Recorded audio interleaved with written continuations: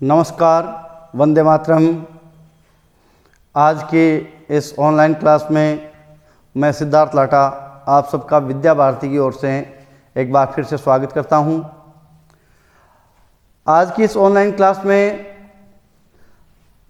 जो सूरदास जी का जो बचे हुए जो पद हैं उनको हम यहाँ पर पढ़ने जा रहे हैं। इससे पहले वाली जो क्लास हुई थी उसमें सूरदास जी के जो फर्स्ट क्लास जो हुई थी उसमें हमने सूरदास जी के जीवन परिचय के बारे में पढ़ा और सूरदास जी के 2 पद हमने पढ़े। सूरदास जी के परिचय के अंदर हमने ये ध्यान किया कि सूरदास जी का जन्म जो है आगरा के निकट सिही नामक स्थान पे हुआ था और इनके पिता जो रामदास थे सारस्वत, और सूरदास जी जन्मांध थे कुछ विद्वानों के अनुसार, बाद में इन्होंने आंखें बंद कर ली। इस तरह के अनेक मतों के बारे में हमने जानकारी की। साथ में हमने ये भी पढ़ा कि ये जो पार्ट जो इसमें जो लगाया गया है भ्रमर गीत, तो भ्रमर गीत का क्या तात्पर्य है।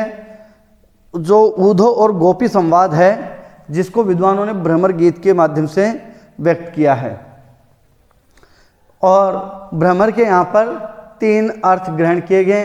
पहला भ्रमर का अर्थ भंवरे से, दूसरा ऊधो से और तीसरा कृष्ण से। इसके बाद में हमने ये ध्यान किया कि ये जो भ्रमर गीत है ये भागवत के 10वें स्कंद का जो भाग है, और भागवत कथा जो है, भागवत कथा में वेद व्यास जी ने नाम संकीर्तनम यस्य ये जो पंक्ति है उसके माध्यम से संकीर्तन का विशेष महत्व बताया है। ये और उस संकीर्तन को ही, कीर्तन को ही सूरदास जी ने अपनाया। भक्ति के जो 9 भक्ति में एक कीर्तन नाम जो आधार है, 9 प्रकार की भक्ति की बताई गई है, उनमें कीर्तन भी एक प्रकार की भक्ति है और सूरदास जी ने उसी को अपनाया। और सूरदास जी भागवत कथा आदि में जो वल्लभाचार्य जी जो थे उन्होंने सूरदास जी को भागवत कथा सुनाई थी और बाद में वो मंदिर में रह करके वहीं कीर्तन वगैरह किया करते थे। ये हमने पढ़ा।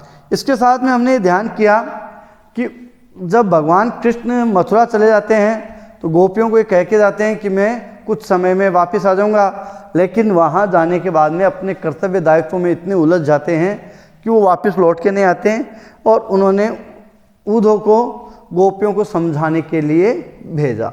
ऊधव शब्द जो है, ऊधव जो है उसका, तो ऊधव को समझाने के लिए भेजा। इसका भी हमने 3 कारण हमने ध्यान किए कि ऊधव को क्यों भेजा। ये क्वेश्चन मैंने कल भी आपको बताया था, ये महत्वपूर्ण क्वेश्चन बन जाता है कि गोपियों को समझाने के लिए ऊधव को इसलिए भेजा गया।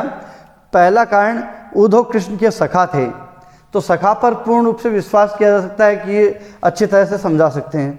दूसरा, ऊधव विद्वान थे, तो कृष्ण को ये बात भी पूर्ण रूप से विश्वास था कि ऊधव है विद्वान है, तो गोपियां हैं वो भोली भाली हैं और उनको आसानी से समझा देंगे। और तीसरा जो महत्वपूर्ण कारण जो था वो ये था कि ऊधव को कहीं न कहीं अपनी विद्वता पर अभिमान भी था और कृष्ण अपने मित्र के अभिमान को दूर करना चाहते थे, इसलिए ऊधव को गोपियों के पास समझाने के लिए भेजा। जबकि वहाँ पर जाने के बाद में ऊधव की सारी विद्वता धरी की धरी रह गई। गोपियों के सामने ऊधव निरुत्तर हो जाते हैं। गोपियों को योग की शिक्षा देते हैं, निर्गुण ब्रह्म की शिक्षा देते हैं, लेकिन गोपियां हैं वो सगुण भक्ति धारा में बह रही हैं, कृष्ण की धारा में बह रही हैं और वो सगुण से निर्गुण धारा की ओर जाने के लिए तैयार ही नहीं हो पाती है। तो सगुण और निर्गुण भक्ति को भी हमने इससे पहले वाले वीडियो में ध्यान किया। आज की इस ऑनलाइन क्लास में हम 4 जो पद बचे हुए हैं, 6 पद को लगाए हुए थे, जिनमें पहले पद में हमने गोपियों के द्वारा ऊधव से जो बात कही गई कि हमारे हरि हारिल की लकड़ी की तरह है, जिस प्रकार से हारिल पक्षी अपने जो पकड़ी हुई लकड़ी है उसको नहीं छोड़ सकता, उसी प्रकार से हम कृष्ण को नहीं छोड़ सकती।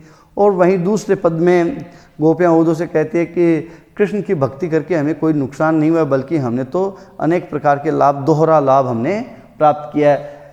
कृष्ण मिल गए ये तो अच्छी बात है, नहीं भी मिलते ना तरु जस गायो, तो अगर नहीं भी मिलते तो दुनिया जब जब कृष्ण का नाम लेगी तब तक हमारा नाम भी साथ में लेगी। ये दो पद हमने पहले पढ़े थे।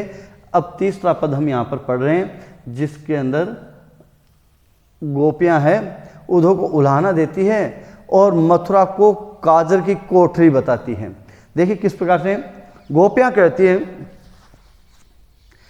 मैंने एक बात और बताई थी, सूरदास जी जो पद हैं वो गेय पद हैं, और गेय पद में हमने ध्यान किया था इनमें 6 या 8 लाइनें होती हैं, और जो पहली लाइन जो होती है ये स्थाई होती है, जो कि इसको 2 बार करके बोला जाता है, बिलग जनी मानो उदो प्यारे बिलग जनी मानो। ये जब गेय पद गाते हैं तब उनको इस तरह से बोलते हैं, और प्रत्येक दूसरी पंक्ति के बाद में उसकी आवृत्ति होती है, तो इस प्रकार से उसको गाते रहना।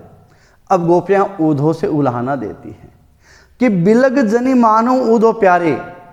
यहाँ ऊधो को संबोधित किया है कि हे ऊधो जी, हे ऊधो तुम बुरा मत मानना, अन्यथा न लेना, हमारी कही हुई बात को गलत ना समझना, लेकिन ये जो मथुरा है ये काजर की कोठरी है। बिलग जनी मानो ऊधो प्यारे, हे ऊधो बुरा मत मानना, अन्यथा न लेना, लेकिन हम आपको सही बात बता दें कि वह मथुरा काजर की कोठरी, ये जो मथुरा जो है ये काजर की कोठरी के समान है। जे आवहीं ते कारे, कि यहाँ से जो भी आते हैं वो सब काले ही काले आते हैं। अब यहाँ पर काले रंग रूप से काले से भी तात्पर्य है, तो मन और क्रम से भी काले की बात कही। काला यहाँ पर व्यंग्यात्मक रूप से कहा गया है। काला जिनके मन में खोट भरा हुआ है ऐसे हैं वो। वह मथुरा काजर की कोठरी जे आवहीं ते काले, जो भी वहां से आते हैं सब काले काले हैं, रंग रूप से काले होंगे और मन से भी काले होंगे। दोनों ही बातें यहाँ पर गोपियों ने और उसके उदाहरण प्रस्तुत करती है। इस बात को सिद्ध करने के लिए कुछ उदाहरण यहाँ पर प्रस्तुत किए हैं, जिनको बता रहे हैं कि तुम कारे देख लो। गोपियां कहती देखो तुम भी काले हो, और सुफलक सुत कारे। सुफलक सुत इस शब्द को हम ध्यान करें तो सुफलक सुत से तात्पर्य अक्रूर जी से है, जो कि कृष्ण के चाचा हैं। तो तुम कारे सुफलक सुत कारे, तुम आए हो, तुम अपने आप को देख लो, तुम भी काले हो।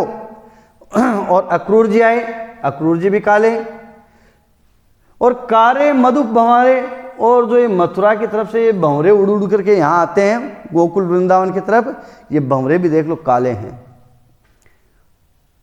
और तिन के संग, तिन संग अधिक छवि उपजत, इतने में नहीं, इन सब के साथ में आपके जो स्वामी जो हैं, मथुरा के स्वामी जिनको हम कृष्ण कह सकते हैं, तिनके संग अधिक छवि उपजत कमल नैन अनियारे। और इन सब के साथ में जो कमल नैन भगवान जो है, कमल नैन, कमल नैन किन के लिए है? कृष्ण के लिए कमल नैन उपमा दी गई है। तो तिनके संग अधिक छवि उपजत कमल नैन अनियारे, और इन सब के साथ में, आप सब के साथ में, तुम काले, अक्रूर जी काले, भंवरे भी काले, और साथ में कृष्ण को देख लो वो भी काले हैं। और बड़ी सुंदर आगे बात व्यंग्य करते हुए गोपियां कहती हैं, ताना देते हुए कहती हैं कि मानव नील माटते काढ़े। ऐसा लगता है कि आप सबको नील के घड़े में से निकाला है। नील जो होती है काली, जो जिनको कपड़ों में अपन चमक के लिए देते हैं, वो जो नील, तो उस नील के घड़े में से आप सबको डुबो के निकाला है। और डुबो करके फिर आपको साफ करने के लिए क्या किया है? ले जमुना जाए पखारे, और सबको जमुना में डुबोया गया, सबको जमुना में नहलाया गया है। अब नील के घड़े में से पहले निकाला और फिर दूसरे पानी में उनको साफ करने के लिए डुबोते हैं, तो नील का असर उस पानी में भी आता है। तो वही बात यहाँ पर गोपियाँ कहती है कि आपको नील के घड़े में डुबो करके निकाला है, और फिर आपको जमुना जी में साफ किया, पखारा है, धोया है। इस कारण से क्या हो गया कि तागुण श्याम भई कालिंदी। कालिंदी किसके लिए है? जमुना।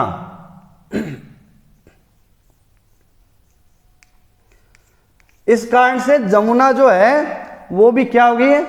श्याम भई, वो भी काली हो गई है।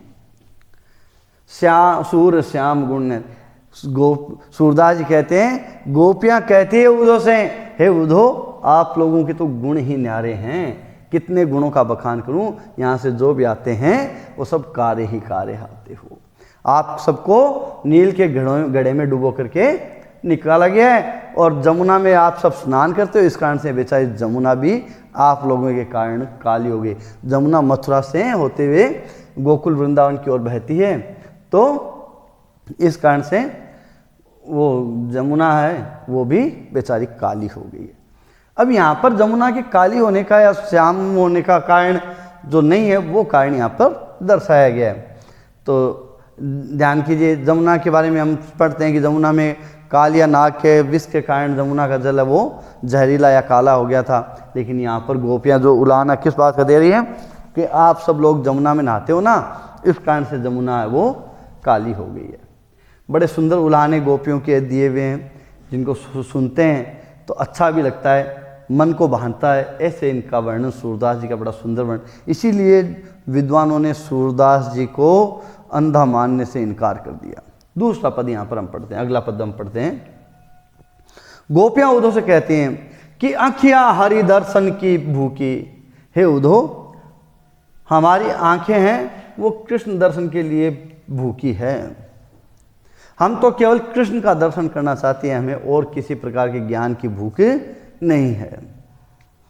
कैसे रहे रूप रस राची ये बत्तियां सुन रूखी, जो हमारी जो आंखें हैं वो कृष्ण के रंग रूप में रची हुई है, बसी हुई है, कृष्ण को हमने आंखों में बसा रखा है, वो अब तुम्हारी रूखी सूखी बातें सुनकर के ये कैसे प्रसन्न हो।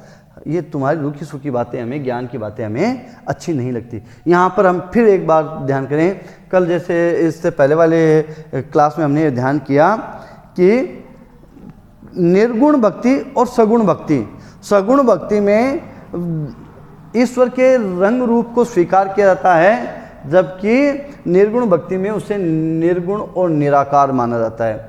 तो उद्धव उन्हें निर्गुण और निराकार की ओर ले जाना चाहते हैं, जबकि गोपियाँ रूप रस में राची हुई है, अर्थात सगुण भक्ति धारा में बह रही हैं। तो वो कह रहे हैं कि ये हमारी जो आँखें हैं, ये जो कृष्ण के रूप रस में रंग रूप में जो रसी बची है, ये अब तुम्हारी रूखी सूखी बातों से कैसे प्रसन्न हो।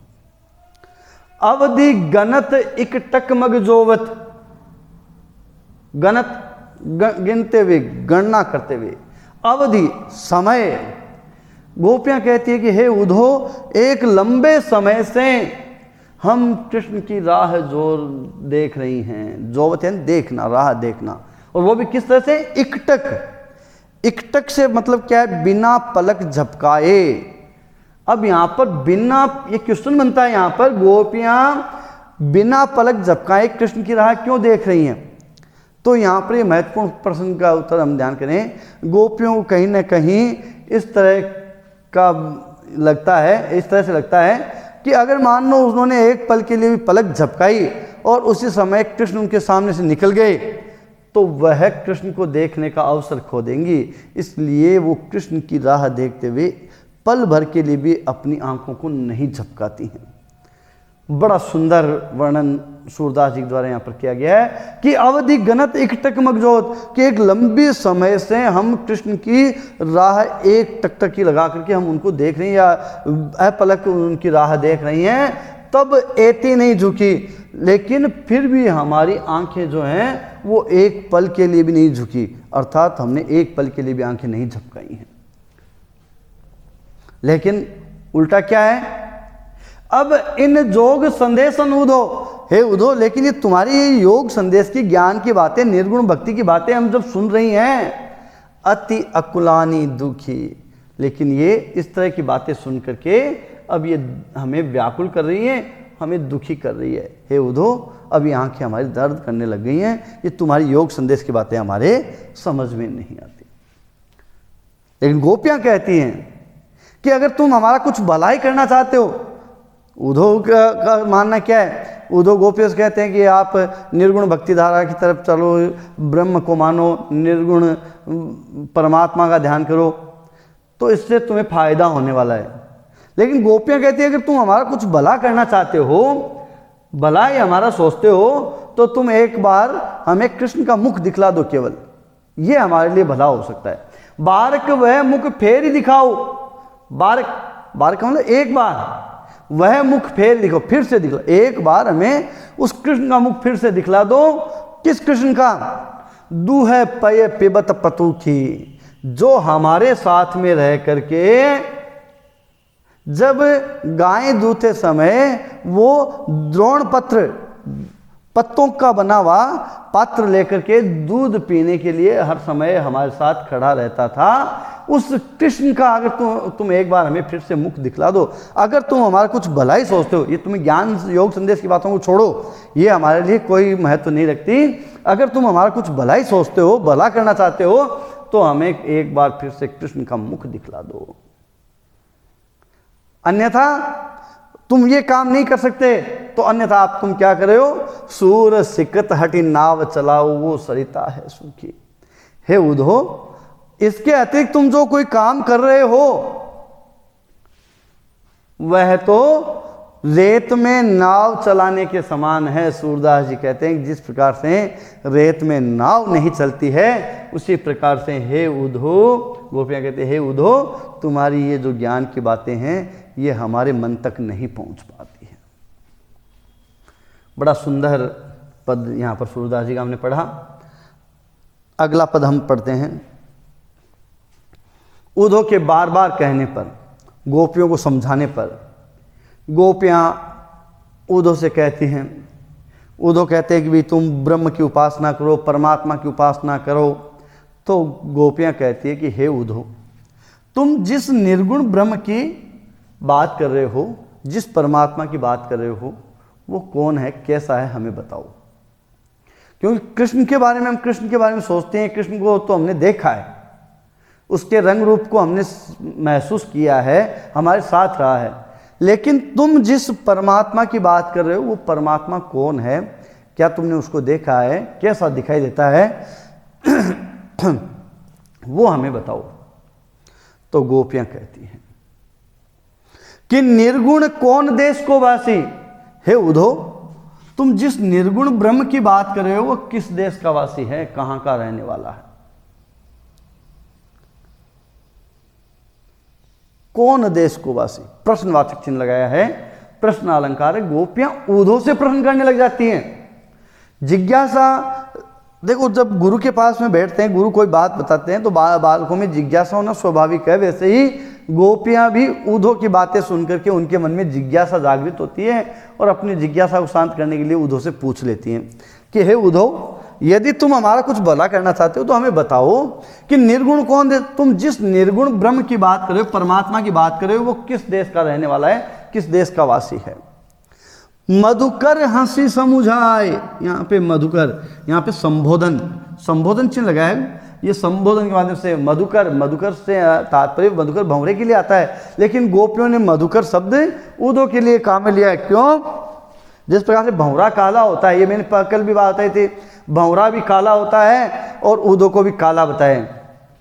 दूसरी बात, भंवरा जो है वो गुंजायमान होता रहता है, गुंजन करता रहता है, लेकिन वो क्या बोलता है किसी के समझ में नहीं आती। वैसे ही गोपियों के उद्धो की बात कोई समझ में नहीं आ रही है, इसलिए उसको भी मधुकर शब्द से संबोधित किया है कि मधुकर हे उद्धो हंसे समुझाए सोह दे बूझती। हे उद्धो, हमें समझाओ वो कौन है। सोहे दे बूझती, सोहे मतलब सौगंध, सौगंध, तुम्हें सौगंध दे के पूछ रही हैं। बड़े भोले भाले तरीके से यहाँ पे बात, जैसे छोटे बच्चों में आपस में, जब घर पे भी हम इस तरह के माहौल कई बार देख लेते हैं, तुम सौगंध है तो सही बात बता। तो ये इस तरह से गोपियाँ भी उसे उल्हाना दे, सोहे दे बूझती, तुम्हें सौगंध दे के बूझ रही हैं, हमें सच्ची बात, सांच सच्ची बात बताओ, ना हंसी, इसे मजाक में ना समझो। हम जो पूछ रही हैं वो सारी सही बात बताओ, हमें समझाओ कि वो निर्गुण कौन है, किस देश का वासी है, हमें सही बात जानकारी दो। अब उद्धो को ही उल्टा यहाँ पर बस गोपियाँ पूछने लगे, को जनक, कौन तो उसके पिता हैं, और जननी को, कौन उसकी माता है। तुम जिस निर्गुण परमात्मा की बात कर रहे हो उसके माता कौन है, पिता कौन है, ये हमें बताओ। कहियत, कहो हमसे, उसके माता पिता कौन है, कौन नारी और उसकी पत्नी कौन है, को दासी, कौन उसके दासी हैं या किसके वो दासी हैं, दास हैं। तो उस परमात्मा की जिस निर्गुण ब्रह्म की तुम बात कर रहे हो वो उसके पिता कौन है, माता कौन है, कौन उसकी पत्नी है, कौन उसकी दासी हैं, ये सब हमें समझाओ ताकि हमारे ध्यान में तो आए कि तुम जिस ब्रह्म की बात कर रहे हो वो कैसा है। और कैसो वरण भेष है, कैसो उसका रंग रूप कैसा है, उसने वो वेशभूषा कैसी धारण करके। भाई कृष्ण के बारे में हम बात करें तो कृष्ण के रंग रूप गोपियों ने पहले बता दिया कि वो काले हैं और पीतांबर परिधान, पीतांबर परिधान उनका ध्यान आता है तो भेष भी ध्यान में आता है। लेकिन तुम जिस ब्रह्म की बात कर रहे हो उसका वर्ण कैसा है, रंग रूप कैसा है, उस वेशभूषा कैसी उसकी हमें समझाओ। और कई रस के अभिलाषी, और वो किस प्रकार से प्रसन्न होता है। अब कृष्ण की बात करें तो कृष्ण तो मक्खन के प्रेम के वशीभूत थे, वो प्रेम से ही वशीभूत हो जाते थे और गोपियाँ जैसे उनके लिए माखन आदि लेके आती थी। तो क्या ही रस के अभिलाषी, और वो तुम जिस ब्रह्म की बात कर रहे हो वो किस प्रकार से प्रसन्न होते हैं ये भी हमें बताओ। और अगर तुमने ये सारी बातें सही सही नहीं बताई तो ऊधो को डरा दिया, यहाँ पर धमकी दे रही हैं कि पावे गो पुनि कियो आपनो। साथ में गोपियां ऊधो को धमका रही हैं कि अगर तुमने सही सही बात नहीं बताई, हमारे साथ में कोई छल कपट किया तो तुम्हें इसका बुरा फल भी भोगना पड़ेगा। पावे गो पुनि कियो आपनो, ये एक कहावत है, व्यक्ति जैसा करता है उसे वैसा ही भोगना पड़ता है। अच्छा करेगा तो अच्छा फल पाएगा, बुरा करेगा तो गोपियां कहती है अगर तुमने हमारे साथ बुरा किया तो तुम्हें बुरा फल भोगना पड़ेगा। जो रे कहेगो गासी, अगर तुमने हमसे कोई झूठ कहा, गलत कहा तो तुम्हें इस अपने किए हुए बुरे के लिए तुम्हें उसका फल भोगना पड़ेगा। हे उद्धो, हमारे साथ में कोई अन्याय मत करना, जो बात बतानी है सही सही बात बताना। अब इतनी सारी बातें सुनकर के उद्धव गोपियों के सामने निरुत्तर हो जाते हैं और सुनत मौन हवे ठग्यो सो, हवे ठग्यो सो हो जाता है। कौन? उद्धव गोपियों की बातें सुनकर के उनके सामने मौन हो जाते हैं और अपने आप को ठगा हुआ सा महसूस करते हैं। सूरदास जी कहते हैं कि ऐसा लगता है सूर सबे मति नासी। सूरदास जी कहते हैं कि ऐसा लगता है सबकी जो बुद्धि है वो भ्रमित हो गई। नासी मति, मति यानी बुद्धि। उद्धव को भी ये लगता है कि उस जो अपने आप को विद्वान समझता है वो उन गोपियों के सामने आज जिसकी बुद्धि कहीं काम ही नहीं कर रही है। बड़ा सुंदर यहाँ पर गोपियों के सामने उद्धव का वर्णन जो है बड़ा सुंदर। उद्धव अपने आप को ठगा हुआ महसूस करता है। विद्वान जो है वो अपने आप को जो अज्ञानी की भांति समझने लग जाता है। अगला पद, बिनु गोपाल बेरन भई कुंजे। गोपियाँ कहती है कि हे उद्धव, उस कृष्ण के बिना ये जो कुंज लता मंडप आदि जो हैं ये सब हमें बुरी लगती हैं। बेरन भई, शत्रु की तरह लगती हैं। जिन लता मंडप आदि के अंदर कृष्ण और गोपियाँ सब मिलकर के खेल खेला करते थे, वहाँ आज वही लता मंडप आदि जो हैं वो एक शत्रु की भांति लगते हैं। एक यहाँ पर संयोग श्रृंगार और वियोग श्रृंगार की तुलनात्मक बात कही गई है। जब संयोग श्रृंगार की हम बात करें तो जब हमारे अपने साथ होते हैं, प्रियजन साथ में होते हैं तो सब चीज़ें हमें अच्छी लगती है। लेकिन जब अपना प्रिय अपने साथ में नहीं होता है तो वही अच्छी लगने वाली चीज़ें हमें बुरी लगने लग जाती है। किस प्रकार से लगती है उनका गोपियाँ यहाँ पर वर्णन करती है कि उस कृष्ण के बिना ये लता मंडप आती हैं ये सब भी हमें बुरी लगती है, हमारे शत्रु की तरह लगती है। तब ये लता लगती अति शीतल। जब कृष्ण हमारे साथ में थे तब ये लता मंडप आदि जो हैं, लता बेलें जो हैं, बेल पेड़ पौधे आदि हैं, ये सब हमें शीतलता प्रदान करने वाले लगते थे। लेकिन अब कृष्ण की अनुपस्थिति में, कृष्ण के न होने के कारण अब भई विषम ज्वाल की पूंजी, अब ये भयंकर ज्वालाओं की तरह हमें जलाने वाली लगती है। इसलिए वहाँ लता मंडप आदि में जाने की भी हमारी इच्छा नहीं होती। वृथा बहती जमुना, हमें तो ऐसा लगता है कि ये जो जमुना जो पहले अभी भी यहाँ पर बह रही है, ये जमुना भी अब व्यर्थ ही बहती है, क्योंकि कोई भी जमुना के तट पर नहीं जाता है। जब कृष्ण यहाँ पर था तो जमुना के तट पर कदम के डार पे बैठ करके कृष्ण वंशी बजाया करते थे, गोपियाँ आदि सब वहाँ पर ग्वाल बाल सब खेला करते थे। लेकिन अब कृष्ण के न होने से उसकी याद अधिक आती है, इसलिए वहाँ पर हम नहीं जाते। वो चीज़ हमें ज़्यादा दुखी करती है, इसलिए हम वहाँ यमुना के तट पर भी हम नहीं जाते। हमें तो ऐसा लगता है यमुना भी व्यर्थ ही बह रही है। खग बोलत वृथा, और ये जो पशु पक्षी आदि जो बोल रहे हैं, खग खग यानी पक्षी, ये भी व्यर्थ ही बोल रहे हैं। पक्षियों की जो मधुर ध्वनि है, कलरव ध्वनि है, ये मन को आनंदित कर देती है। लेकिन गोपियाँ कहती है कि कृष्ण के बिना इनका बोलना भी हमें बुरा लगता है। कमल फूल अति गूंजे, तथा कमल फूल अति गूंजे, और कमल के फूलों का खिलना और भंवरों का गुंजायमान होना, ये सब भी हमें व्यर्थ ही लगते हैं। कृष्ण के बिना हमें कुछ भी अच्छे नहीं लगते। पवन पानी घन सार संजीवनी, पवन, ये जो मंद मंद बयार जो बह रही है वो भी हमें बुरी लगती है। कृष्ण जब यहाँ पर थे तो ये जो क्या है,